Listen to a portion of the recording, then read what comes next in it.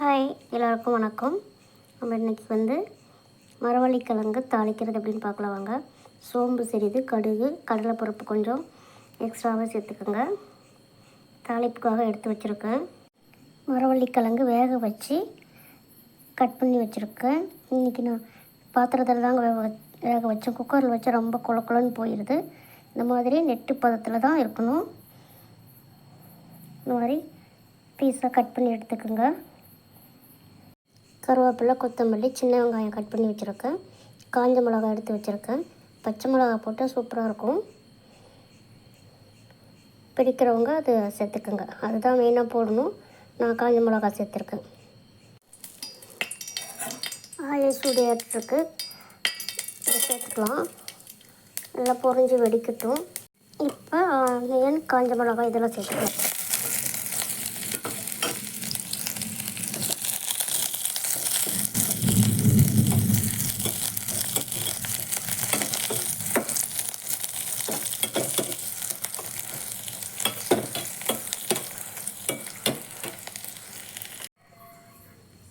நல்லா வணங்கிடுச்சு. இந்த சமயத்தில் நம்ம தேவைக்கு ஏற்ப கல் உப்பு சேர்த்துக்கலாம். கிழங்கு வேக வைக்கும்போதும் கொஞ்சம் உப்பு சேர்த்துக்குங்க.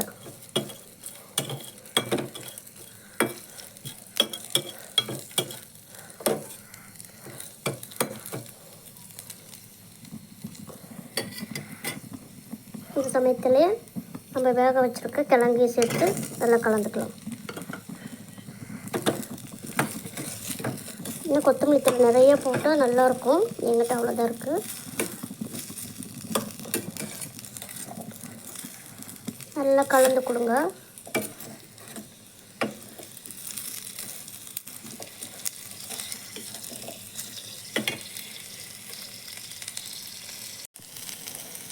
நல்லா கலந்து கொடுங்க. ஒரு 2 செகண்ட் ரெடி ஆகிடுச்சு. அவ்வளோதான். சூப்பரான மரவள்ளிக்கிழங்கு, நாங்கள் குச்சிக்கிழங்குன்னு சொல்லுவோம், தாளிப்பு ரெடி ஆகிடுச்சு. சூப்பராக இருக்குங்க. நீங்களும் செஞ்சு பாருங்கள். Thank you to all. Take care. Bye. Subscribe பண்ணுங்கள், லைக் பண்ணுங்கள், ஷேர் பண்ணுங்கள், சப்போர்ட் பண்ணுங்கள். பாய் டு ஆல். இன்றைய சமையல் பச்சை பயிரில் முருங்கைக்கீரை போட்டு கடைஞ்சிருக்கேன். வெள்ளை சாதம்,